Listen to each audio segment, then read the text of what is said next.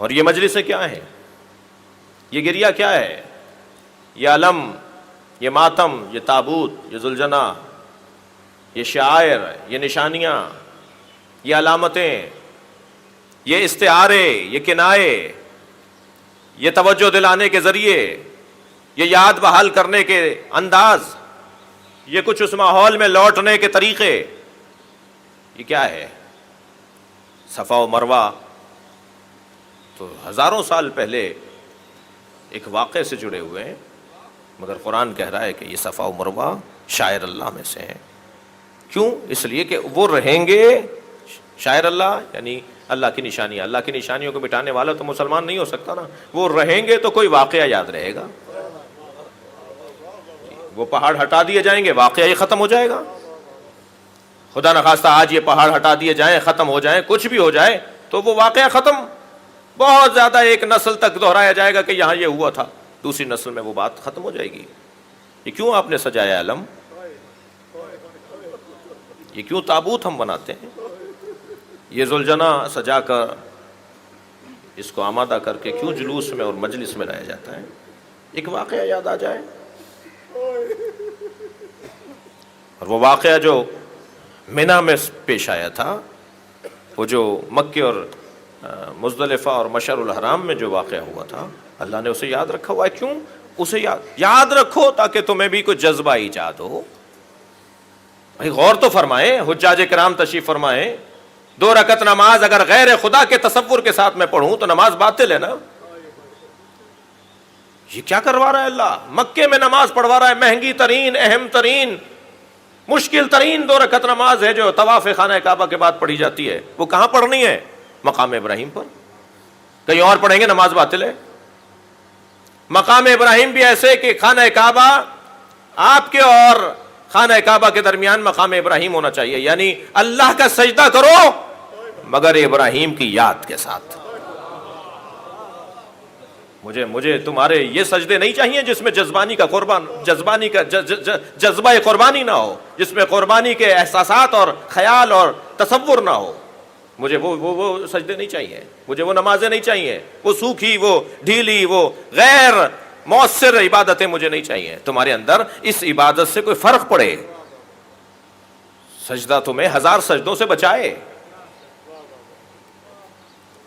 مقام ابراہیم، یاد، یہ کیا ہے؟ یہ کیا کر رہے ہیں ہم؟ کیا سجایا ہے؟ یہ کیوں سجایا ہے؟ ہر گھر میں عزا خانہ ہے، خاص طور پر امام بارگاہوں کو سجا دیا گیا ہے۔ کم سے کم 10 دن تک ہم اس پنجے کو دیکھیں گے تو ہمیں ایک بلند ہاتھ یاد آئے گا۔ ہم 10 دنوں تک علم میں لٹکی ہوئی مشکیزہ کو دیکھیں گے تو ہمیں یاد آئے گا کہ وہاں کوئی پانی کا قصہ بھی تھا،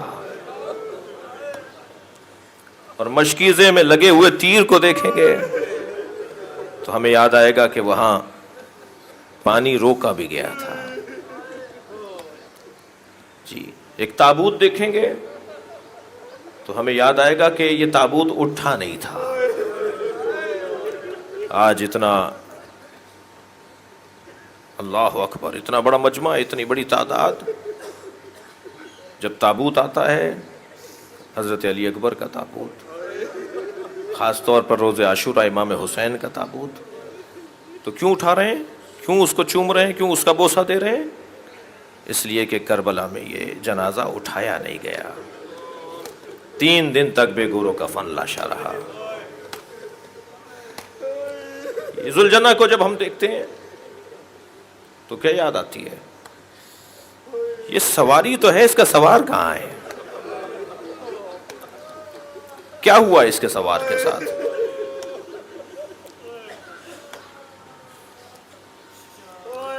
اللہ اکبر۔ امام حسین ایک بہت بڑی قربانی دے کے گئے ہیں، اور کیا اس میں تاثیر ہے؟ آپ دیکھ رہے ہیں سب اپنے اپنے اہم ترین کاموں میں سے 10 دنوں میں، خاص طور پر اہم ترین کام میرا اور آپ کا ان 10 دنوں میں امام حسین کی یاد میں لمحات گزارنا ہے۔ اس مجلس سے اس مجلس میں، اس مجلس سے اس مجلس میں، کہیں سے آنسو بہانے پر تسلی ہو جاتی ہے، کہا جی وہ فلاں جگہ گیا تھا مجلس میں، وہاں جو ذاکر تھے انہوں نے گریہ کروایا، میں بہت رویا ہوں تو اب میرا بوجھ ہلکا ہو گیا ہے۔ جب آ کے کھڑے ہوئے نا میرے 8ویں امام کے سامنے یہ شبیب، تو امام نے فرمایا یبن شبیب، اگر تمہارا دل کبھی غم دنیا سے بھر رہا ہو، تمہیں پریشانیاں لاحق ہو رہی ہو، تو اگر رونا آ رہا ہو تو خبردار ہے اپنے ان آنسوؤں کو ارزان نہیں کرو، اپنے ان آنسوؤں کو اس طرح نہ بہا دو، بلکہ میرے جد حسین پہ گریہ کرو، اجرکم اللہ، میرے جد حسین پہ گریہ کیا کرو، اللہ تمہیں غم دنیا سے نجات عطا کرے گا۔ اجرکم اللہ، خدا کسی غم میں نہ رلائے سوائے غم اہل بیت میں، ہمیں رونے رلانے والوں میں قرار دے۔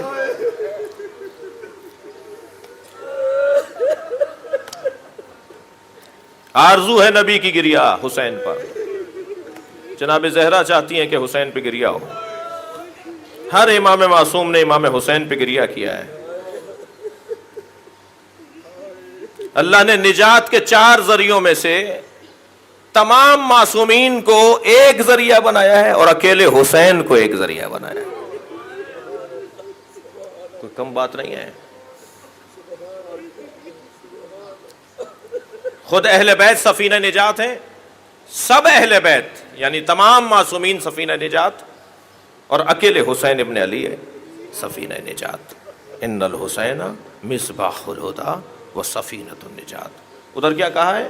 مثل اہل بیتی کسفینۃ نوح، نبی فرما رہے ہیں میری اہل بیت سفینہ نوح کی طرح ہے، اور پھر فرما رہے ہیں میرا اکیلا حسین سفینہ نجات ہے۔ جب مولا امام جعفر صادق گھوڑے سے اتر کر پیدل چل رہے تھے قبر حسین کی طرف، وہ آپ مقام دیکھ کر آئے ہیں نا کربلا میں،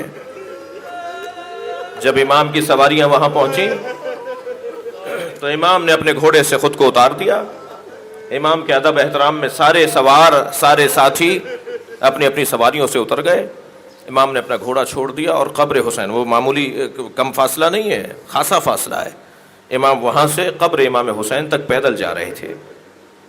تو ایک شخص نے پوچھا مولا سے بعد از زیارت، مولا آپ بھی امام ہیں، حسین بھی امام ہیں؟ جی آپ بھی امام ہیں، حسین بھی امام ہیں، دونوں کی امامت میں فرق کیا ہے؟ تو امام صادق کی آنکھوں میں آنسو آ گئے، فرمایا ہمیں امامت بطفیل حسین ملی ہے، ہم حسین کی وجہ سے امام بنے ہیں۔ اللہ نے اس ذات کو اتنی عظمت عطا فرمائی ہے۔ ایک صحابی راوی ہیں کہ میں نے دیکھا کہ حسین کمسنی کے عالم میں اپنے نانا کے پاس دوڑتے ہوئے آ رہے، تو آتے ہوئے حسین کو دیکھ کر نبی نے کہا یا زین السماوات والارض، اے آسمانوں اور زمینوں کی زینت۔ اس صحابی نے کہا یا رسول اللہ آسمان اور زمینوں کی زینت تو آپ ہیں۔ فرمایا میرے حسین کو پہچانو، انہو لمکتوب علی یمین العرش، میرا حسین آسمان والوں میں زیادہ محبوب ہے، اور عرش کے یمین کی طرف سیدھے ہاتھ کی طرف سیدھی جانب لکھا ہوا ہے ان الحسین مصباح الہدی و سفینۃ النجات، حسین سفینہ نجات ہیں۔ یہ مجلس عزا ہے، فرش امام حسین ہے، فرش ذکر حسینی ہے، یا سفینہ نجات ہے؟ اس وقت ہم سفینہ نجات پر سوار ہیں۔ شاید سال بھر وہ معلومات نصیب نہ ہو جو ان 10 دنوں میں حسین کے نام پر نصیب ہو سکتی ہے۔ آپ آمادہ ہیں رونے کے لیے؟ پہلی محرم ہے، جمعے کا دن ہے، روز عاشوراء بھی جمعے کے دن ہوا، آغاز کر رہے ہیں جمعے کے دن اپنی عبادتوں کا۔ جب میرے مولا امام حسین کمسنی کے عالم میں تھے تو نبی نے بارہا اپنے اصحاب کو حسین سے محبت کا اظہار کر کے سمجھایا کہ میرے حسین کا خیال رکھنا۔ گزر رہے ہیں، بچے کھیل رہے ہیں، نبی نے ایک بچے کو گود میں اٹھا لیا, پیار کر کے اسے زمین پر اتارا, آگے بڑھے. ایک صحابی نے پوچھا یا رسول اللہ یہ کس کا بچہ ہے؟ فرمایا مجھے اس سے غرض نہیں ہے, مجھے اس سے غرض ہے یہ میرے حسین سے پیار کرتا ہے, میرے حسین کو چاہتا ہے. بعض راویوں کا کہنا ہے کہ وہ حبیب ابن مظاہر تھے, بعض کا کہنا ہے کہ وہ زہیرخین تھے. نبی گزر رہے ایک جگہ سے, ایک گھر سے ایک بچے کے رونے کی آواز آئی. سرکار نے اس دروازے کو بجا دیا. خاتون باہر آئی, حضرت نے فرمایا اس کی آواز میرے حسین سے ملتی ہے, اسے رونے نہیں دو, مجھے اچھا نہیں لگتا, مجھے ناگوار ہے میرا حسین روئے.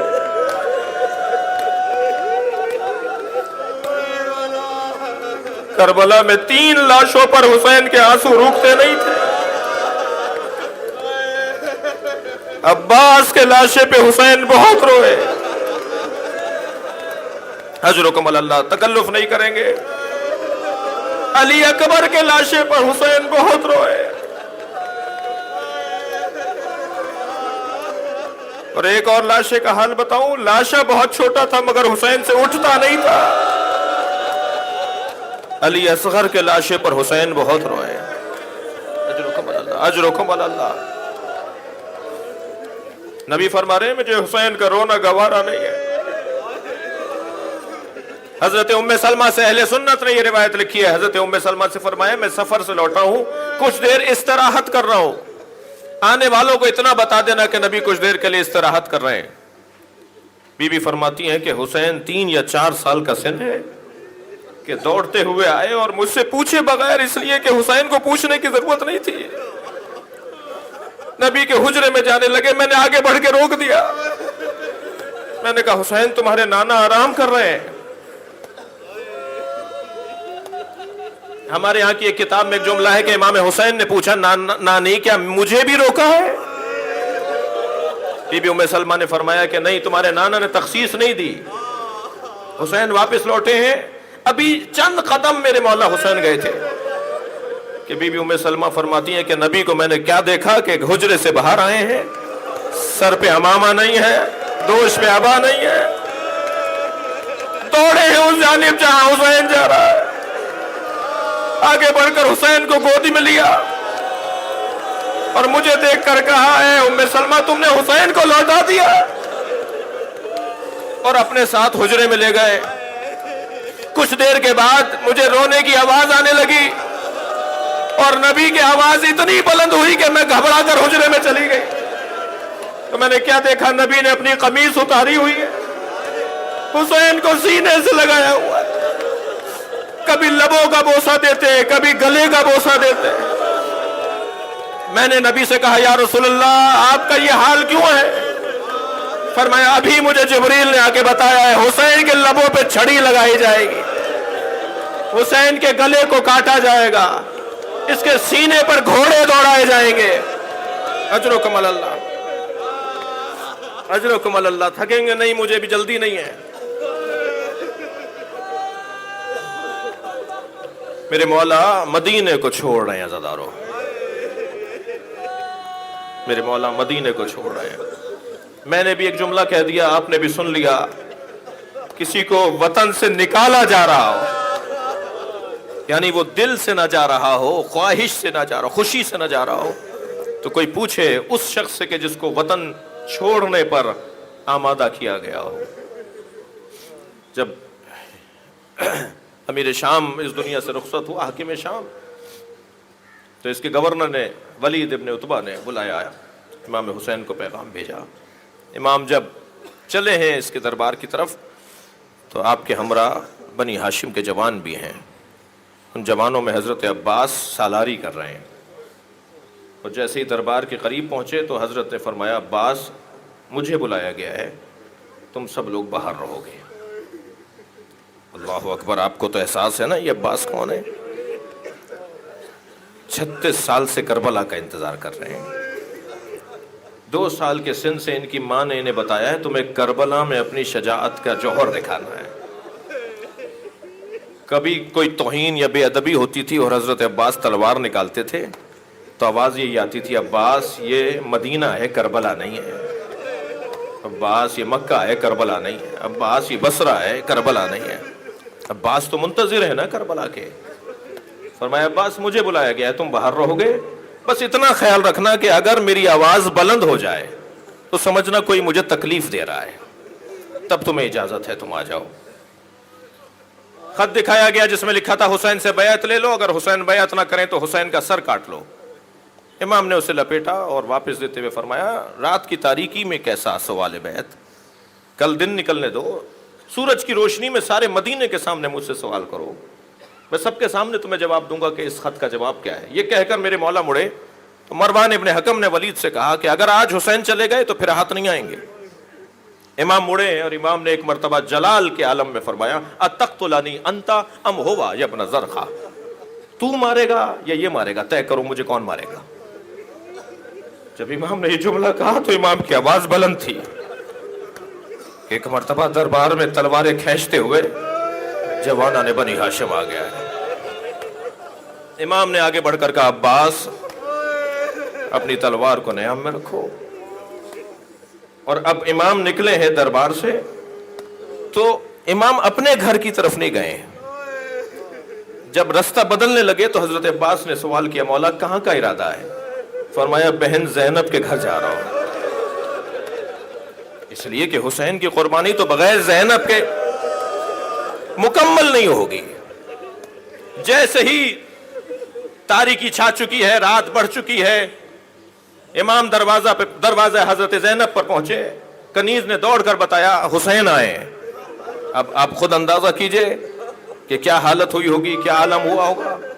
بی بی اپنی کنیزوں کے ساتھ، گھر کی بیویوں کے ساتھ دروازے کی طرف آئیں، بھیا اس رات کی تاریکی میں، اس رات کے پہر میں آپ کے آنے کا سبب کیا ہے؟ فرمایا بس زینب اتنا سوچ لو ہم مدینہ چھوڑ رہے ہیں۔ میرے مولا علی نے جب جناب عبداللہ سے عقد کیا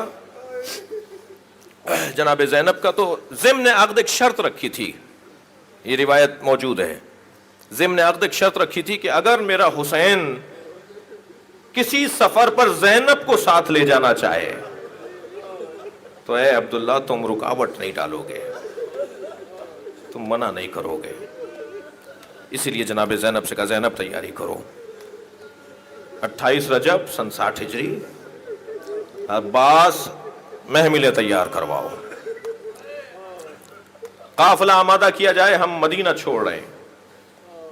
قافلہ تیار ہوا، بیویاں سوار ہوئیں، ان کا حال بھی بہت کس انداز سے بیویاں سوار ہوئی ہیں۔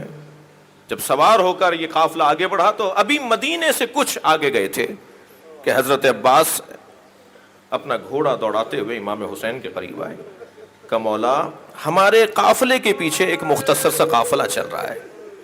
حضرت نے فرمایا عباس کس کا قافلہ ہے؟ کہ صحابی پیغمبر ہے حضرت عبداللہ ابن عروہ غفاری۔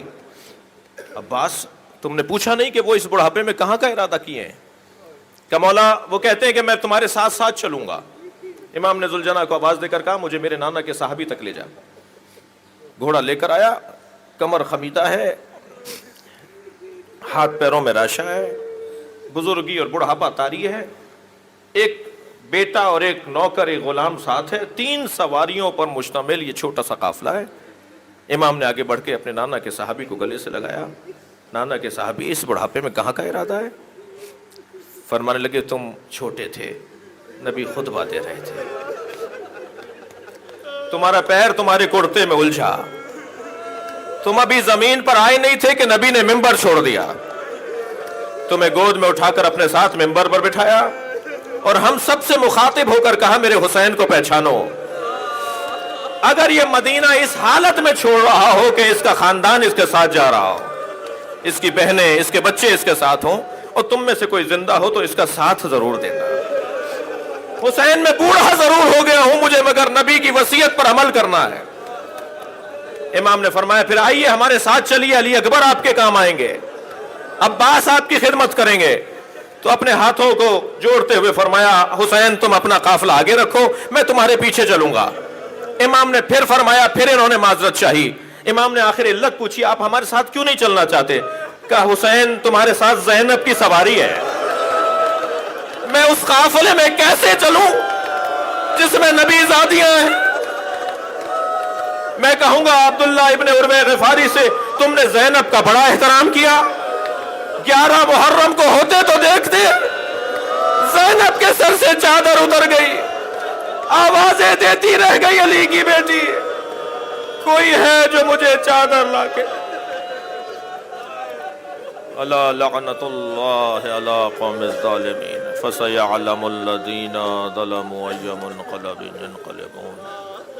یا اللہ ان آوازوں پر رحمت نازل فرما، رونے والوں کی توفیقات میں اضافہ فرما، حاضرین کے رزق میں، عزت میں، توقیر میں اضافہ فرما، اس شہر پر اپنا کرم، اس ملک پہ اپنا رحم نازل فرما، امام زمانہ کے ظہور میں تعجیل فرما۔ ربنا آتنا فی الدنیا حسنۃ وفی الآخرۃ حسنۃ وقنا عذاب النار۔ الہی و سیدی و مولائی اغفر لأولیائک